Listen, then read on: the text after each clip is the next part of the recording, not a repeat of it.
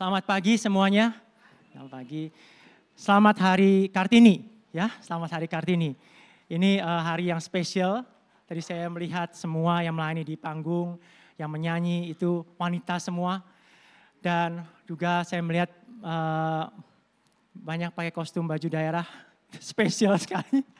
Saya ingat masa saya sekolah dulu waktu Hari Kartini itu memang spesial sekali ya. Di sekolah itu tidak biasa. Terima kasih juga untuk ibu-ibu, para wanita yang melayani di tempat ini. Ini kesempatan yang baik untuk kami sampaikan.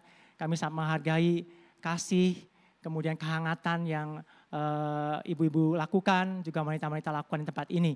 Terima kasih. Dan pagi hari ini ada satu firman yang saya mau sampaikan, seperti apa yang sudah 1 bulan ini kita bagikan, kita dengarkan, ya. Firmannya tentang sebenarnya topik bulan ini itu tentang perceraian. Wow, ini mungkin buat beberapa anak-anak muda di sini pikir, wah ini nyambung enggak nih dengan hidup saya. Saya percaya bahwa firman hari ini itu baik untuk semua dari kita mendengarnya. Mungkin ada beberapa hal, kasus yang mungkin akan kita dengar sepertinya belum pas ya dengan apa yang saya alami. Tapi saya percaya sekali bahwa pada waktu adik-adik semua mendengarnya, pada waktu saudara-saudara semua mendengarnya, itu ada satu pesan yang akan bisa saudara bawa dalam hidup saudara pada waktu saudara pulang nanti. Ya, karena pesan firman Tuhan itu bukan hanya untuk yang sudah menikah, tapi juga untuk yang belum. Bahkan yang belum kepikir juga untuk punya pasangan. Ya, oke. Nah, saya mau buka dengan satu cerita ya, satu cerita. Di rumah saya itu di atas atap rumah saya dak beton itu ada satu tanaman kecil yang tumbuh ya. Saya pernah melihatnya tapi saya pikir itu cuma satu tanaman kecil yang saya pikir nanti lama-lama juga mati sendiri. Ya mungkin cuma 10 cm saya melihat itu di dak beton saya dan saya biarkan. Kemudian saya lupakan juga, saya anggap itu tidak ada. Dan kemudian setelah berlangsung beberapa mungkin 1 tahun, 2 tahun lebih, saya melihat kamar saya itu mulai bocor. Ya, bocor itu parah sekali. Ya, sampai saya nggak tahu dari mana itu mengucur, setiap kali hujan itu selalu mengucur seperti air deras gitu. Ya itu di dalam kamar saya. Sampai temboknya dibobok, dihancurin, cari dari mana, atapnya, plafonnya dibuka. Oh ternyata dari atas Pak, dari dak. Dan ternyata pada waktu kita semua naik ke atas, dilihat daknya. Pohonnya itu sudah setinggi pinggul saya. Segini. Sudah membesar. Dan ternyata yang membuat bocor adalah akar-akarnya sudah masuk ke tembok rumah saya. Sehingga pada waktu hujan itu semua merembes masuk. Saya pikir, wow kehancurannya luar biasa ya. Dulu kalau saya tahu ini, saya cabut. Kayaknya nggak akan perlu saya keluar biaya sebesar ini. Akhirnya saya berpikir mulai sekarang saya nggak akan mungkin anggap remeh lagi. Saya selalu omong sama karyawan di rumah, kalau ada pohon-pohon kecil di atas, cabutin semua. Ya. Nah, hari ini saya mau menyampaikan satu firman yang judulnya ada pembiaran. Ya, pembiaran.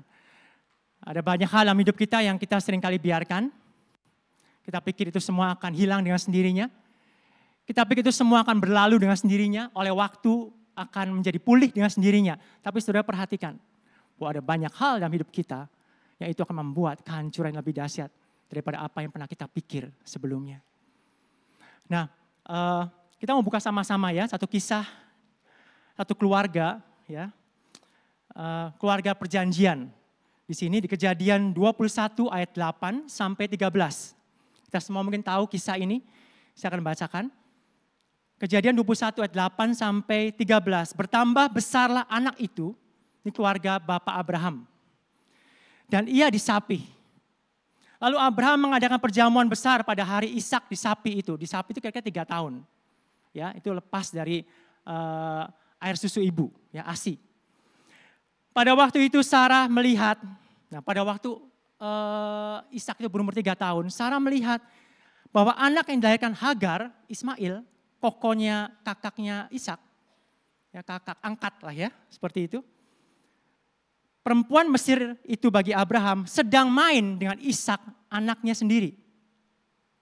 Berkatalah Sarah kepada Abraham, usirlah hamba perempuan itu beserta anaknya, sebab anak hamba ini tidak akan menjadi ahli waris bersama-sama dengan anakku Ishak. Hal ini sangat menyebalkan Abraham oleh karena anaknya. Dalam bahasa Indonesia sehari-harinya itu begini, Abraham sama sekali tidak senang dengan usul itu. Dia kesel banget dengan Sarah. Ya, kenapa? Karena Ismail adalah anaknya juga. Ya, ini kenapa harus diusir? Dan kemudian dalam segala hal dikatakan Sarah kepada, hal ini sangat menyebalkan Abraham oleh karena anaknya. Kemudian di ayat berikutnya, tapi Allah berfirman kepada Abraham, janganlah sebal hatimu karena hal anak dan budakmu itu, dalam segala hal yang dikatakan Sarah kepadamu, haruslah engkau mendengarkannya. Sebab yang akan disebut keturunanmu ialah yang berasal dari Ishak.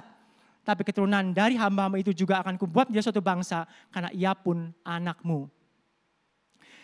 Kok lagi main tiba-tiba marah dan diusir? Ini sakit ya mungkin Sarah, sakit jiwa atau cemburu buta atau apa gitu.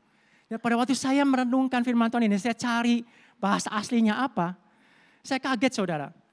Ya ternyata bermain di sini dalam bahasa aslinya itu adalah mecacek. Gak tahu saya betul nggak men-spellnya mecacek. Susah sekali ini memang tulisannya, tapi mecacek. Artinya mocking. Mocking. Mengejek, mencemooh, merendahkan, mempermalukan. Ya, itulah yang Ismail sedang lakukan pada Ishak. Enggak sekedar seperti Koko yang sedang menjaga adiknya, ya kurang lebih bedanya umur 10 tahun mungkin.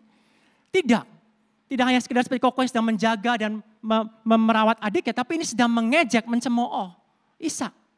Ya, kurang lebih seperti ini kalau saya membayangkan mencemooh itu seperti ini. Kamu bodoh, kamu gak becus. Kamu bilang bahwa kamu itu anak perjanjian? Gak mungkin. Kamu itu gini aja gak bisa. Kamu gak becus apa ini. Kamu bodoh. Dan itu dikatakan ya. Kata-kata mencemooh, merendahkan kepada Ishak yang adalah anak perjanjian itu. Anak umur 3 tahun cuma dengerin aja. Oh saya bodoh ya. Oh saya itu memang gak becus ya. Dan kemudian mungkin kokonya itu bilang begini, ikutin saya ya, saya bodoh. Langsung si kecilnya bilang, saya bodoh. Kemudian kokonya bilang, saya gak becus. Langsung si kecil bilang, saya gak becus. Saya bukan anak perjanjian, ikutin koko. Langsung si Ishak bilang, saya bukan anak perjanjian. Pada waktu Sarah mendengar itu, wah ini gak bisa. Ini gak bisa dibiarin. Berapa banyak dari kita di sini yang sering mendengar suara-suara seperti itu. Ya, saya mau menyampaikan ini bicara Ismail itu bukan person.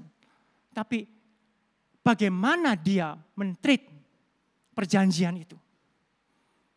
Ya. Berapa banyak kita sering mendengar suara itu yang ada dalam telinga kita. Dalam pikiran kita sendiri, dalam hati kita. Atau orang-orang sekeliling kita yang kita kasih memperkatakan itu kepada kita. Wajar kamu itu gak dihargai. Kamu itu kan bukan siapa-siapa. Kamu miskin, kamu gak punya apa-apa. Tuh makanya orang gak menghargai kamu. Kamu itu penampilannya aja jelek. Tuh lihat, kamu terlalu kurus, kamu terlalu gemuk. Tuh lihat, muka kamu itu begini. Banyak yang disampaikan. Wajar kalau orang gak ada yang suka sama kamu. Ada mulai, kita seperti Ishak kecil bilang, iya, saya jelek. Saya memang tidak dihargai. Saya memang miskin. Saya memang wajar orang gak menyukai saya. Lalu mungkin ada suara yang bilang begini, nasib kamu memang sial. Kamu selalu gak beruntung. Jalan hidup kamu itu selalu susah. Pada waktu depan mata kamu ada sesuatu yang baik, selalu gagal. Gak tahu apakah saya sendirian dengar suara itu atau saudara juga dengar. Kalau saudara seperti diam aja seperti bingung gitu, suara apa gitu. Tapi kalau saya repeatedly saudara itu saya mendengar itu. Ya, repeatedly itu berulang kali itu saya mendengar Ishak berbicara di telinga saya. Dan kemudian akhirnya mulai perkataan terus menerus dan kalau saya tidak hati-hati saudara, saya akan bisa bilang, ya memang saya tidak beruntung. Saya memang tidak dikasihi sama seperti si A dikasihi. Saya tidak mendapatkan kemurahan di hadapan Tuhan sama seperti si B mendapatkan kemurahan di hadapan Tuhan. Saya selalu tidak beruntung dan saya selalu banyak kali mengalami kesialan demi kesialan. Atau orang yang kita kasih seringkali bicara sama kita, memang kita itu salah jodoh. Kamu itu gak bisa jadi suami yang baik yang bisa mencukupi kebutuhan hidupku. Lihat, hidup saya jadi susah hari ini. Atau kebalikannya, si suami bilang pada istrinya, gimana sih kamu gak bisa melayani saya? Pulang dari kantor gak ada makanan. Gak bisa disiapkan, kamu sibuk aja dengan HP kamu. Hah? Akhirnya yang muncul dalam pikiran kita apa? Ya memang saya itu bukan suami yang baik buat istri saya. Saya itu bukan istri yang baik buat suami saya. Saudara, itulah Ismail yang hidup kita sehari-hari. Jadi Ismail itu bicara tentang apa? Bicara tentang sikap, perkataan, dan tindakan yang buruk. Yang dibiarkan ada di dalam hidup kita. Ya, bisa berbulan-bulan, bertahun-tahun, berpuluh-puluh tahun. Ya, hingga akhirnya tiba waktu itu mulai menggerogoti apa? Janji yang Tuhan taruh dalam hidup saudara. Mulai untuk apa? Menghabisi iman di dalam diri saudara dan bahkan keluarga saudara. Mulai apa? Mencuri damai sejahtera yang ada dalam diri saudara, bahkan anak, istri dan suami saudara. Bahkan itu apa? Menghilangkan pengharapan dalam hidup saudara dan keluarga saudara. Hati-hati saudara. Ya, dan apa itu Ishak? Ishak itu bicara tentang janji yang Tuhan taruh di saudara. Janji bahwa hidup saudara itu akan dipulihkan. Janji bahwa hidup saudara itu akan mengalami kebaikan Tuhan. Janji bahwa saudara punya kekuatan, keteguhan untuk melewati masa sulit. Janji bahwa dia bersama dengan saudara, dia pernah meninggalkan saudara. Janji bahwa di dalam hidup saudara akan tetap melihat kemurahan Tuhan. Seperti Mazmur 27:13. Aku percaya bahwa sungguhnya aku akan melihat kemurahan Tuhan di dunia orang hidup. Banyak kali firman Tuhan mengatakan seperti, tapi si Ismail selalu bilang pada kita terus menerus. Ya, dan walaupun janji itu kecil seperti si Ishak masih baru 3 tahun. Tapi Ismail sudah mulai menghajar dan menghantam terus menerus. Enggak mudah saudara. Janji baru bertumbuh sedikit tapi terus menerus Ismail itu berbicara. Puji Tuhannya, Sarah, Ibu Sarah, Hari Kartini. Ya, pahlawannya memang wanita hari ini. Bapak Abraham sedang diam saja. Dan kemudian si Sarah bangkit, step out. Dia langsung bilang stop. Ini nggak bisa diterusin. Ya. Ibu Sarah memang menyadari bahwa dialah penyebab toksik masuk dalam keluarganya. Dia yang bawa Hagar diberikan kepada suaminya. Dia yang menyetujui untuk Hagar punya anak Ismail. Tetapi ini yang luar biasa dari Ibu Sarah. Dia tidak berhenti menyesali dirinya sendiri. Dia tidak berhenti untuk menyalahkan orang lain. Dia tidak berhenti untuk menunggu keadaan sampai pulih sendiri. Tapi dia melangkah untuk membereskan hal-hal yang mungkin sudah dia buang sebagai sampah di dalam keluarganya. Gak mudah saudara, gak mudah. Ya. Dia melangkah, dia step out. Ini yang saya mau tekankan hari ini. Dia gak membiarkan sampai Ismail itu menjadi semakin besar dan Ishak itu menjadi semakin tergerus. Ya, sehingga janji identitas dirinya itu menjadi hancur. Semua pengharapan, iman, kasih yang ada di dalam diri keluarganya itu menjadi habis oleh karena Ismail ada di sana. Saudara, dan setelah itu apa yang dilakukan oleh Ibu Sarah? Ibu Sarah bicara sama suaminya, Bapak Abraham. Dan yang terjadi Bapak Abraham kesal, dia marah dalam bahasa Asia, dia marah mendengar usulan istrinya ini. Ya, kenapa? Karena dia menyayangi juga Ismail. Saudara, apa pesan dari firman Tuhan ini? Apa yang kita pikir baik, apa yang kita pikir wajar, apalagi itu sudah kita lakukan, sudah ada dalam diri kita berbulan-bulan, bertahun-tahun, berpuluh-puluh tahun sejak saya belum menikah. Itu sudah menjadi kebiasaan saya, sudah menjadi cara saya, sudah menjadi gaya hidup saya. Saya pikir itu enggak apa-apa kok. Belum tentu benar saudara. Belum tentu benar. Kadang Tuhan pakai orang-orang yang kita sayangi untuk speak out. Untuk menyampaikan sesuatu, bahkan istri kita kadang-kadang Tuhan pakai untuk menyampaikan sesuatu. Contohnya begini. Contoh ya, hanya contoh saudara ya. Ini bukan saya mengalami ini, tapi contoh. Saya perlu self-healing. Jadi setiap kali saya stres, depresi, saya pulang dari kantor atau saya pulang dari pekerjaan, saya perlu untuk ke klub malam. Untuk saya hang out, saya minum minuman alkohol. Bukan minum Coca-Cola, minum alkohol. Sampai saya agak-agak fly, supaya saya bisa merilis emosi saya. Itu baik, mungkin menurut pikiran saya. Daripada saya pulang ke rumah, saya menjadi orang yang membuat masalah. Atau saya berpikir adalah baik buat saya untuk men-spice up romantisme saya dengan istri saya, dengan pasangan saya. Saya harus secara rutin membuka situs porno. Supaya saya punya ide kreatif. Saya punya hal-hal yang membuat saya berimajinasi sehingga mengingini istri saya. Itu yang dunia ajarkan di luar sana. Adalah baik buat saya pada waktu saya punya hal-hal yang dipendam dalam diri saya, susah untuk dikeluarkan, saya cari teman curhat. Ya, teman-teman lama nih, mantan-mantan dihubungi lagi. Ya, walaupun saya sudah punya suami atau sudah punya istri, pria idaman lain, wanita idaman lain, dikontakin untuk curhat dan cerita. Loh, apa yang salah dengan saya? Saya hanya cerita.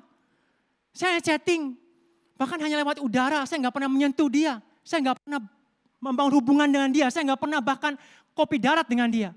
Apa yang salah? Saudara perhatikan, apa yang baik dan apa yang wajar belum tentu benar, saudara. Atau saya punya kebiasaan untuk marah-marah yang tidak stabil, emosi yang meledak-ledak, perkataan saya keras dan tajam. Wajar karena saya memang dari dulu sifat saya seperti ini. Saya memang besar, lahir itu saya nggak nangis. Saya lahir itu langsung marah-marah. Betul, ada ya langsung marah-marah. Ya, contoh, kemudian atau ya wajar saya begini karena keadaan ekonomi kita kan lagi buruk. Kita lagi nggak punya uang, masa saya harus baik? Wajar kalau saya keras, wajar kalau saya tajam perkataannya. Wajar saya begitu sama anak saya memang kurang ajar kok. Anak saya nggak nurut, ya saya harus keras sama dia. Kalau perlu saya bukakan kesalahan dia supaya dia bertobat dan tidak mengulangi lagi. Semua yang baik dan wajar belum tentu benar. Dan ada waktunya di mana Tuhan pakai seorang. Dan kalau pasangan saudara, orang dekat saudara, speak out seperti Sarah. Bilang, tolong misalnya, ini karena contohnya saya, tolong Yan, jangan telepon-telepon lagi dong dengan mantan, misalnya contoh istri saya telepon. Itu menyakitkan saya. Saya nggak suka. Jangan kesal. Jangan marah. Siapa tahu kalau saya datang sama Tuhan, Tuhan akan bilang persis seperti apa yang dia bilang sama Abraham.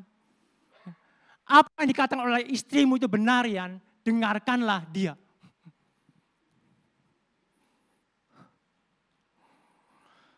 Atau pasangan kita bisa bilang, stop Yan, misalnya, stop Pak, jangan lihat situs terus yang seperti itu.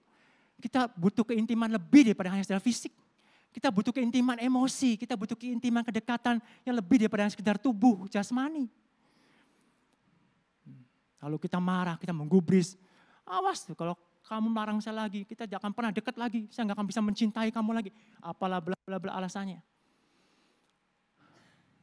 Atau pasangan kita bisa bilang,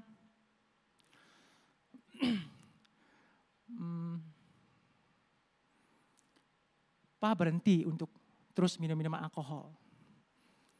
Jangan terus melakukan itu. Itu sudah menyakiti saya dan anak-anak. Lihat anak-anak sudah gak ada di rumah lagi sekarang. Anak-anak sudah gak seneng dan gak betah ada di rumah. Anak-anak sudah selalu marah, selalu berontak dengan kita.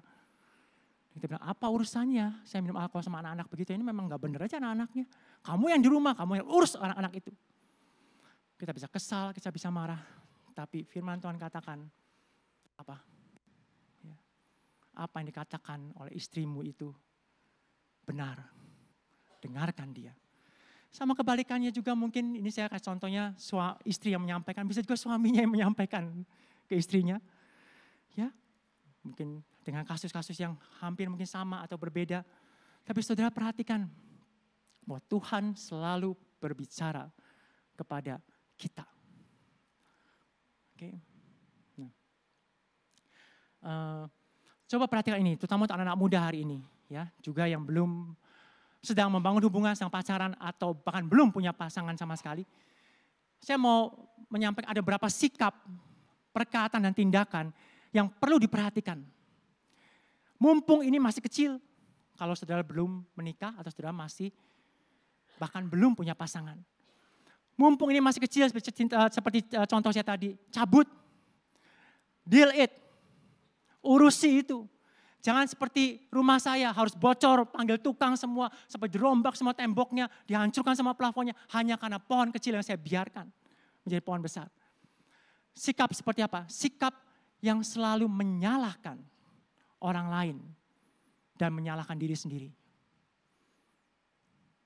Sikap yang benci kepada keadaan, benci kepada sesuatu yang tidak sesuai dengan apa yang saya ingini. Kalau mau dicatat, boleh. Makanya saya pelan-pelan. Sikap yang mengasihani diri sendiri terus-menerus. Dan merasa diri menjadi korban dari keadaan, korban dari orang lain yang enggak adil sama saya. Atau korban dari ketidakadilan Tuhan buat saya. Tuhan memang enggak adil. Kok itu terus-menerus menjadi menjadi sikap saudara. Perhatikan saudara, itu jangan dianggap remeh. Sikap yang Yang selalu negatif. Pesimis terus. Ya. Sikap hati yang tidak mudah bersyukur. Yang mudah kesal. Sedikit-sedikit kesel, apapun kesal. Ya. Dan kemudian suka mengontrol. Ada banyak yang lain, tapi ini poin yang saya ingat karena saya 80% itu ada di sini. Jadi saya bisa sampaikan. Yang suka mengontrol, saya pikir saya itu paling tahu di rumah ini yang baik bagaimana. Jadi saya harus atur semua. Ya, sebaik seperti apa yang saya tahu. Jadi semua harus saya atur, semua harus persis seperti apa yang saya mau. Kalau itu tidak sesuai, inilah waktunya untuk dikoreksi dengan cara saya. Ya, dengan kata-kata yang keras, dengan perkataan yang tajam. Lalu yang kedua, perkataan yang bersungut-sungut selalu. Perkataan yang merendahkan, yang selalu mengintimidasi, mencemooh. Perkataan yang tidak membangun, yang menyakitkan, yang tajam. Tindakan yang kasar, ya, yang emosi yang meledak-ledak, yang tidak terkendali. Amarah yang tidak stabil, yang tiba-tiba bisa marah besar tanpa sebab yang jelas, hanya karena masalah sepele. Kemudian sampai lari kepada ketergantungan. Kepada alkohol, kepada pornografi, kepada seks bebas, kepada obat-obatan. Atau bahkan tindakan yang berusaha untuk menjadi sukses di luar rumah karena kegagalan di dalam rumah. Ya. Habiskan waktu di tempat usaha, di kantor, saya harus jadi orang berhasil dan saya harus buktikan atau saya harus kasih sesuatu bentuknya materi untuk keluarga saya. Saudara, tidak ada kegagalan di rumah yang dapat ditebus oleh keberhasilan di luar rumah. Tidak ada. Tidak ada kegagalan dalam rumah yang dapat ditebus oleh keberhasilan di luar rumah. Saya mau menyampaikan satu kesaksian dari diri saya. Nanti mungkin tengah-tengah kesaksian saya akan undang istri saya untuk maju ke depan. Ini hari Kartini, jadi saya minta dia yang akan maju ke depan menambahkan sesuatu. Saya dibesarkan dengan satu pola dalam pikiran saya, dalam satu sikap saya. Saya itu orang yang selalu merasa diri saya itu perfeksionis. Memang saya lahir peka sekali dan perfeksionis. Saya selalu mudah untuk melihat sesuatu yang gak sesuai dengan apa yang seharusnya. Mama saya pernah bilang pada dari kecil saya itu seperti polisi. Saat teman-teman saya datang ke rumah main, wah tipe anak-anak ya berantakin mainan, berantakin segala macam. Saya itu seperti polisi. Menunggu sampai mereka pulang, lalu saya akan beresin semua. Supaya apa? Supaya jangan berantakan lagi. Dan setelah itu saya mau mencari pujian dari orang tua saya. Bahwa saya itu sudah melakukan dengan baik. Ya, itu memang sudah bawaan saya. Satu hal itu satu hal yang baik, tapi itu mulai tumbuh dalam diri saya menjadi satu kebiasaan di mana saya tidak suka dengan hal-hal yang tidak seperti apa yang saya ingini. Saya orang yang strict, saya orang yang mudah menemukan kesalahan orang lain, sehingga saya menjadi orang yang harus mengkoreksi segala sesuatu. Ya. Dan cara saya mengoreksinya itu adalah dengan cara yang keras. Kalau perlu dibukakan kesalahan yang satu demi satu, supaya orang itu bertobat dan tidak mengulanginya lagi. Ya. Jadi diulang-ulang saudara. Sampai nangis dimarahin. Ya, kenapa kamu nangis? Kan kamu yang salah. Dibuka lagi kesalahannya yang lain. Kalau bawang dibuka satu-satu. Ya, dari mulai A sampai Z. Sampai orang ampun. Dan saya ulangi terus. Supaya apa tujuannya? Demi kebaikan. Apa? Dia tidak mengulangi lagi. Wow. Itu kan sangat nobel.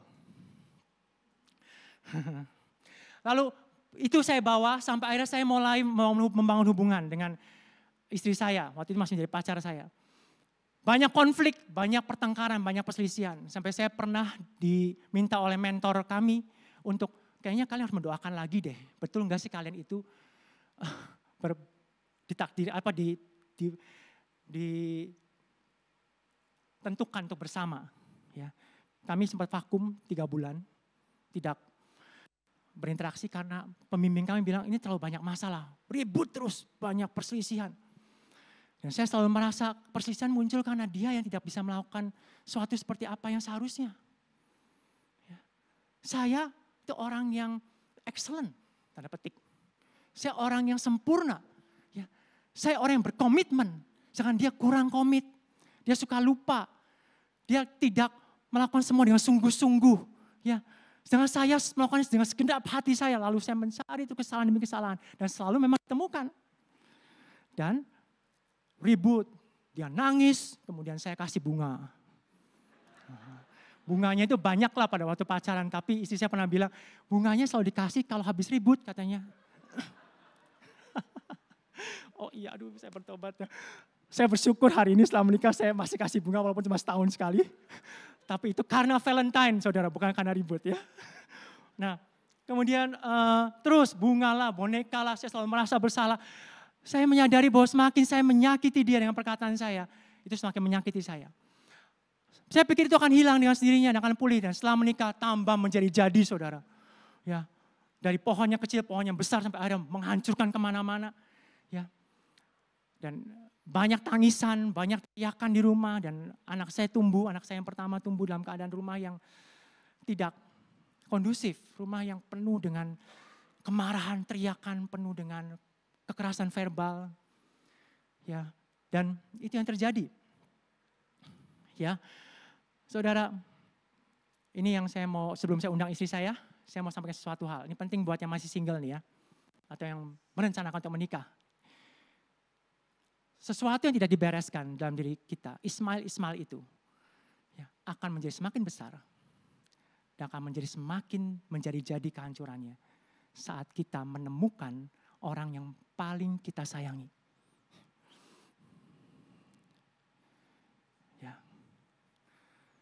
Semakin kita menemukan, ya inilah orang yang my soulmate, the love of my life. Disitulah trauma-trauma, disitulah sikap-sikap kita yang belum beres itu akan muncul semua. Dan itu akan menjadi sampah yang akan menghancurkan orang yang paling kita sayangi. Yang sebenarnya paling tidak ingin kita sakiti. Oke, silakan. Saya mau minta istri saya. Ini cuma singkat ya.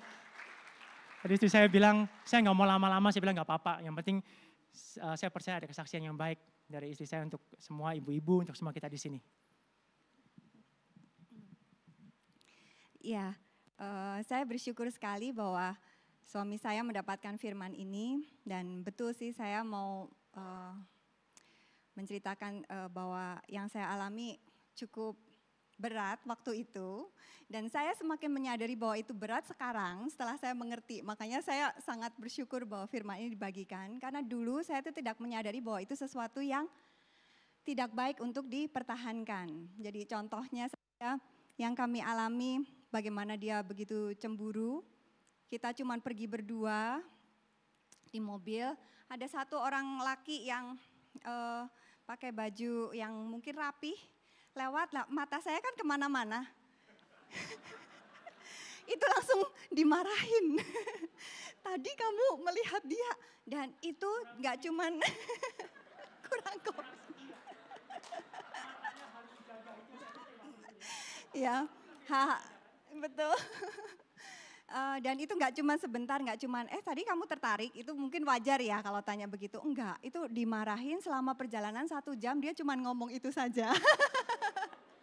Itu bisa terjadi. Nah, itu berlangsung dan saya nggak menyadari bahwa itu sesuatu yang tidak wajar. Saya tidak menyadari gitu. Dan itu yang membuat saya, oh ya mungkin kalau pacaran harus begini. Terus mulai dengan teman-teman yang tadinya saya punya banyak teman, gak bisa kontak-kontak teman-teman. Karena dia akan curiga gitu, lah ini ada siapa ini, teman apa ini. Dan akhirnya saya betul-betul lama-lama kehilangan diri saya sendiri gitu. Saya merasa apa yang saya suka, kalau dia gak suka, saya gak boleh suka gitu. Jadi itu, oh ternyata begitu. Nah saya tidak menyadari. Dan pada saat saya mengerti sekarang bahwa oh hubungan tuh gak perlu seperti itu gitu. Menikah, punya pasangan, itu tuh gak perlu seperti itu. Kita tuh masih bisa punya teman, kita masih bisa menjaga dengan batas boundaries yang perlu kita punya. Nah makanya itu menjadi satu akar dan puji Tuhan sekali Tuhan mengerjakan atas keluarga kami gitu. Dan sekarang saya betul-betul bisa menjadi diri saya apa adanya. Dan saya bisa menangis pada saat saya perlu. Karena kalau dulu unek-unek juga harus disimpan gitu, kalau diomong malah dimarahin.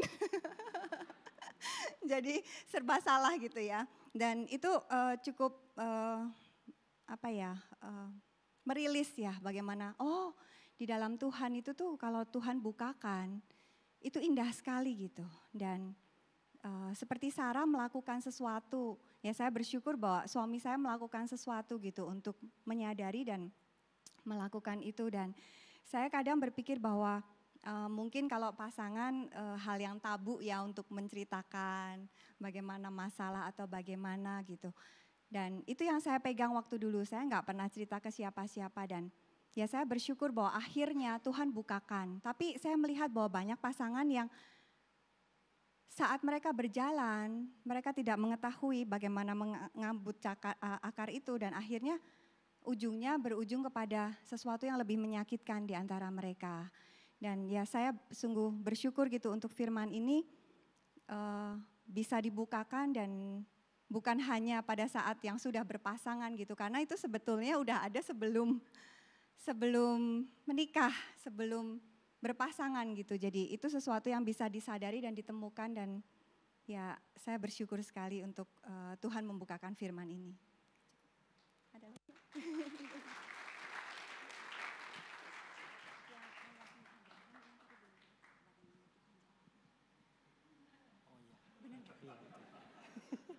Oke. Itu saya mengingatkan tadi bahwa memang ada satu ayat yang mungkin terlewat ya. Bagaimana Abraham menjawab pada waktu dia kesal karena istrinya bilang ini anak ini harus diusir keluar gitu dari rumah gitu. Tuhan bilang di ayat yang 12, tapi Allah berfirman kepada Abraham, janganlah sebal hatimu ya.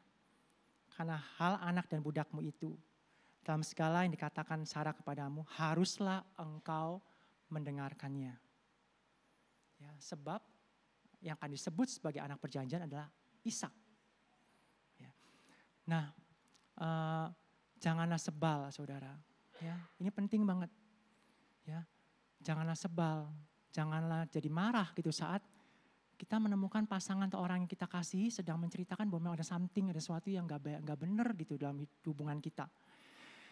Ya, nah ini penting. Saya bertahun-tahun menumpuk dengan perasa bahwa kok kamu ganggu saya, semua wajar, semua baik. Saya suami yang bertanggung jawab, kamu terlalu banyak sedikit-sedikit nangis. Baru waktu saya marah, ngasih tahu kesalahan dia nangis lagi. Saya marahin tambah nangis lagi. Ya, itu yang terjadi ya. Terus berulang kali seperti itu. Nah, poin yang saya mau sampaikan mungkin untuk bisa saudara-saudara semua bawa pulang. Ada 2 udah ditampilkan di sini. Yang pertama, nomor 1 adalah sadari bahwa ada sesuatu yang perlu segera diperbaiki di hubungan penuh tekanan dan tidak ada damai. Saudara, damai itu adalah hak saudara. Damai sejahtera itu Tuhan sudah tinggalkan dalam hidup saudara. Seburuk apapun keadaan keluarga saudara, ekonomi, penyakit apapun, damai sejahtera itu harus saudara punya. Banyak kita jadi orang Kristen yang selalu berpikir, oh ini adalah saya sedang menyangkal diri atau saya sedang memikul salib. Jadi saya nggak damai setiap hari nggak apa-apa. Saudara, itu bukan kebenaran. Itu yang mungkin istri saya alami selama berpuluh-puluh tahun menikah sama saya. Ya sudahlah saya tanggung.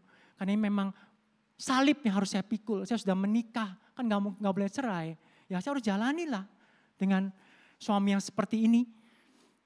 Tidak, damai sejahtera itu adalah bagian hidup saudara. Ya, itu adalah hak yang Tuhan berikan sebagai warisan bagi orang-orang percaya.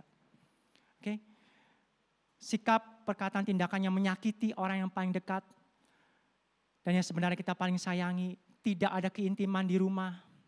Kalau ngobrol selalu dijawab dengan ketus, seperti dimarahin, tidak digubris. Ya, kalau mau nempel-nempel langsung kayak rasanya gitu, geli atau gimana, atau udahlah enggak lah, atau banyak alasan, excuse, sibuk lah apalah. Tidak ada komunikasi, itu bukan bagian dalam pernikahan orang Kristen. Saya memberanikan ini menyampaikan buat saudara hari ini. At least buat jemaat JB3. Kenapa kita ada konseling pernikahan, kita ada parenting. Kenapa? Karena saudara dan saya berhak untuk mendapatkan keluarga yang bahagia. Berhak untuk memiliki hubungan yang pulih dan penuh damai sejahtera. Ada orang yang bilang kalau saya menikah, saya akan kehilangan diri saya. Itu sama seperti Tante Olive tadi cerita. Dia muda-muda. Saya nggak mau menikah, pulang dari sini. Bukan itu. Ini contoh yang salah. Ya, jangan ambil itu menjadi, oh ya akan menjadi seperti itu. Apalagi lebih banyak yang memiliki kasus daripada yang memiliki kasus. Tidak saudara. Banyak pernikahan yang bahagia karena suaminya bisa mengerti istrinya bisa mengerti suaminya, berkomunikasi dengan baik. Saya melihat generasi ini jauh lebih bagus dalam berkomunikasi. Hanya perlu kerendahan hati pasti, kelemah lembutan ya, untuk tidak selalu bilang saya yang benar. Tapi cara kalian mendengar, ya teman kalian untuk bicara, cara kalian punya waktu untuk bisa menyampaikan sesuatu apa yang dalam hati kalian tanpa kalian merasa takut. Itu ada satu hal yang luar biasa yang Tuhan taruh buat generasi ini. Ya, temukan pasangan pria atau wanita yang sama di dalam Kristus, yang punya nilai yang sama, yang mau mendengar, yang suka, dan bahkan ikut menangis saat saudara menangis.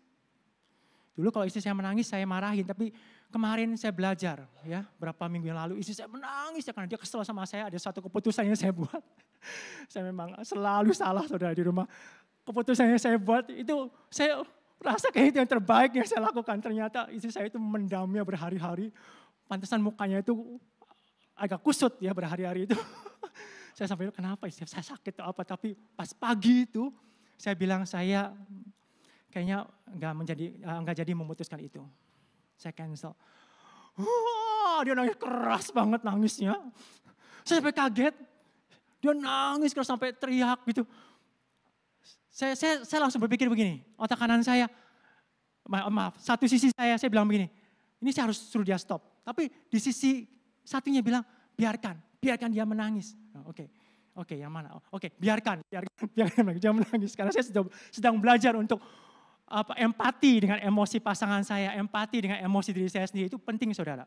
Ya penting. Orang itu harus bisa mengekspresikan emosinya, kalau marah, nangis, dimarahin. Kalau orang itu akan numb.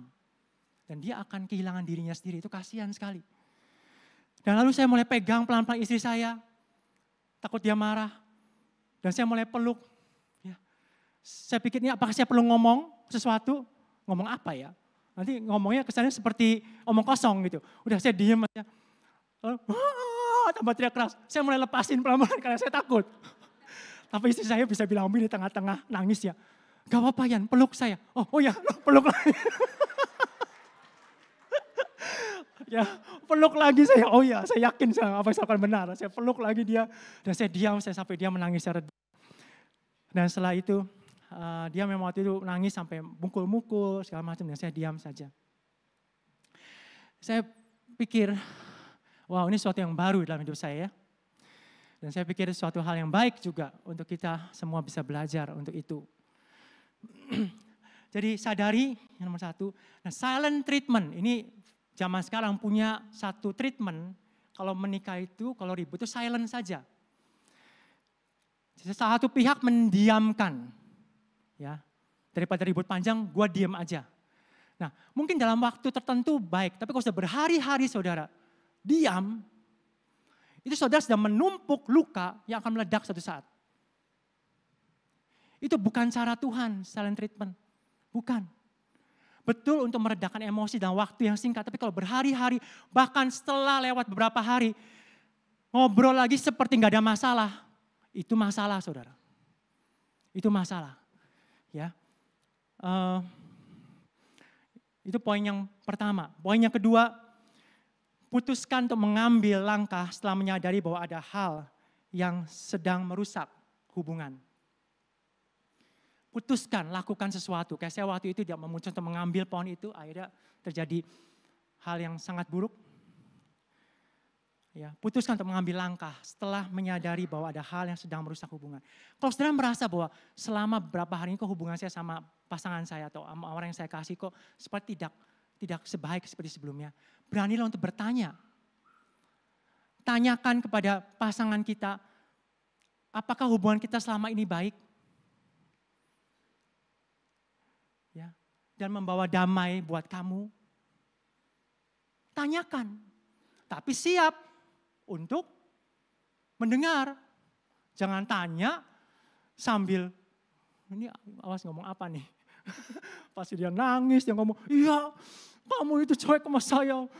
Ada kata-kata kamu 3 hari lagi itu yang 3 hari lalu yang kamu ngomong nih, ini menyakiti saya. Apa saya enggak apa-apa. Itu bukan begitu. Ya, belajar untuk, jadi kalau saudara mau menanyakan itu saudara harus siap dalam hati. Oke, saya sedang ready untuk saya apa? Menerima. Mau dimarahin, mau dia nangis teriak-teriak. Oke, saya siap. Siap untuk apa? Saya siap untuk mendengar. Mendengar itu 80% pemulihan saudara. Biarkan dia menangis, biarkan dia marah, biarkan dia mengungkapkan itu 80% pada saudara bisa mendengar saja. Tanpa saudara melakukan apapun. Sebenarnya pasangan kita itu sudah pulih. Sisanya respon dengan kerendahan hati. Saya minta maaf. Saya minta maaf. Ya, tolong maafin saya, kasih saya kesempatan lagi untuk saya bisa berubah.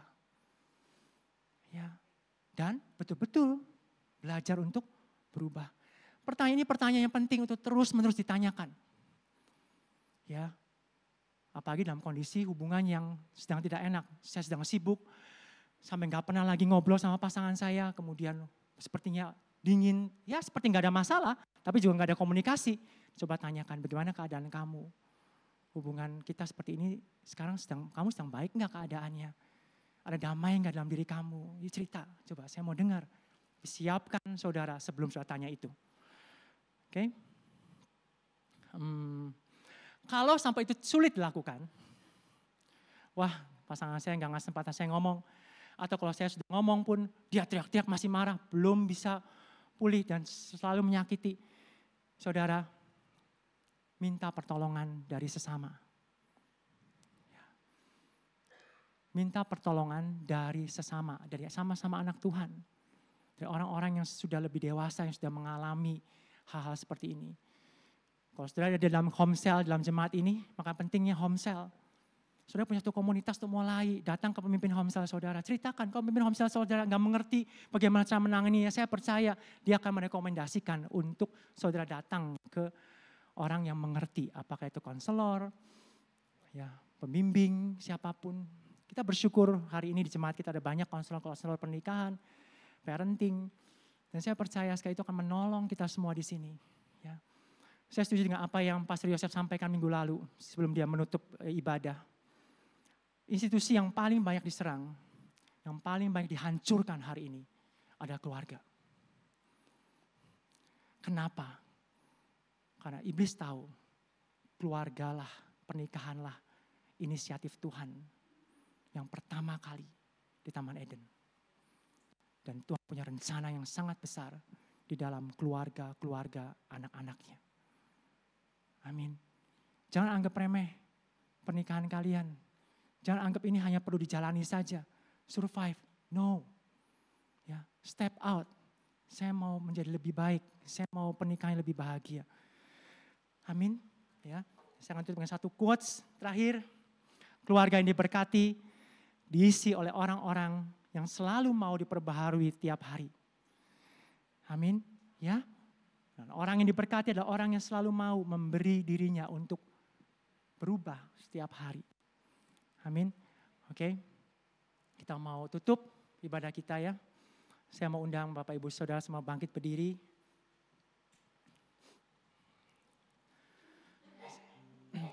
Saya mau berdoa sebentar untuk Bapak Ibu semua saudara di sini.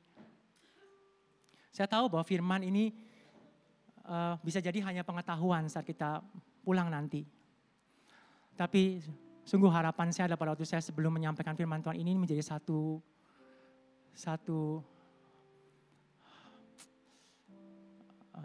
pengalaman hidup yang saudara akan bisa lakukan dan alami dalam hidup saudara.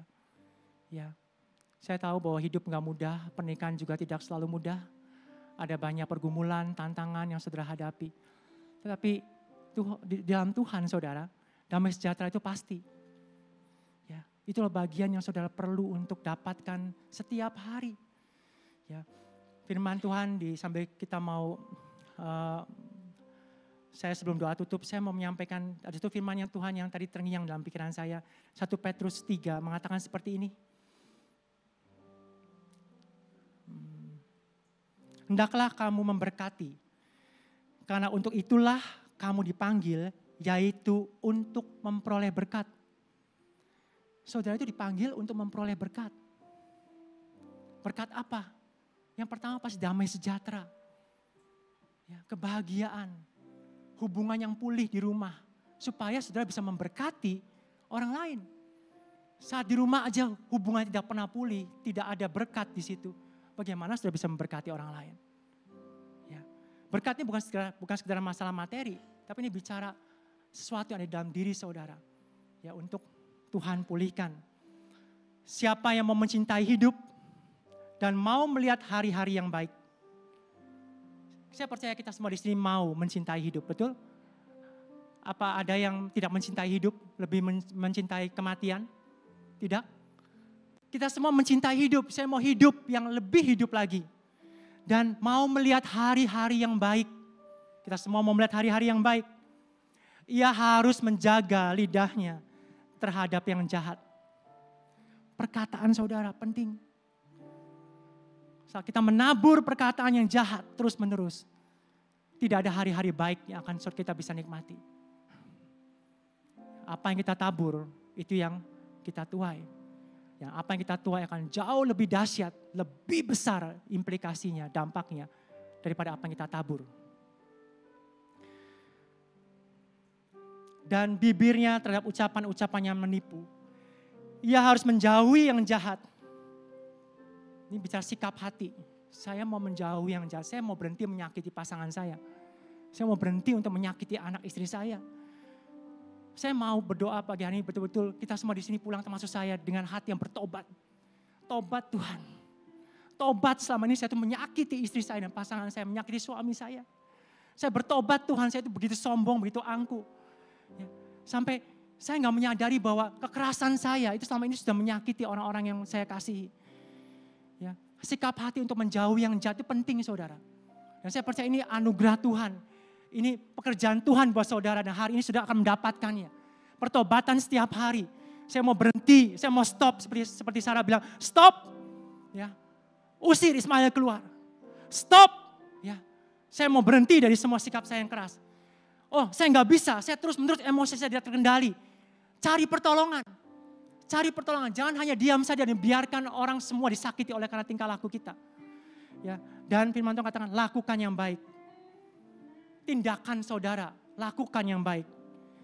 Nah, saya suka firman ini tadi yang firman Tuhan ingatkan sama saya. Ia harus mencari perdamaian dan berusaha mendapatkannya. Ini penting. Damai itu diusahakan saudara. Dicari. Itu nggak bisa datang dengan sendirinya. Usahakan damai. Carilah itu. Usahakan saudara, usahakan itu di rumah. Ya. Jangan memperbesar hal kecil. Ya. Damai, saya mau damai Tuhan. Saya mau damai ada dalam diri saya. Karena itu membuat saya sembuh. Saya mau damai ada dalam rumah saya. Karena itu akan membuat istri anak-anak saya sembuh. Kalau perlu saya rendah hati, saya mau rendah hati. Kalau perlu kaki jadi kepala, kepala jadi kaki. Kalau perlu saya lakukan apapun juga. Kalau perlu saya menjadi malu, apapun juga saya mau lakukan supaya saya mendapatkan damai buat hidup saya dan keluarga saya. Step out saudara. Bangkit. Ya, terutama pria-pria di sini bangkit. Bangkit menjadi orang yang saya mau untuk membereskan semua sampah yang saya buang. Saya mau membereskan semua kotoran-kotoran yang selama ini sudah saya buang. Dan menyakiti banyak orang. Lakukan sesuatu saudara. Minta pada Tuhan, Tuhan ubahku. Ubahku ya Tuhan, ubahku. Dan minta pertolongan pada sesama kita. Amin. Dan beri damai di hatiku. Amin Tuhan. Semua telah berubah.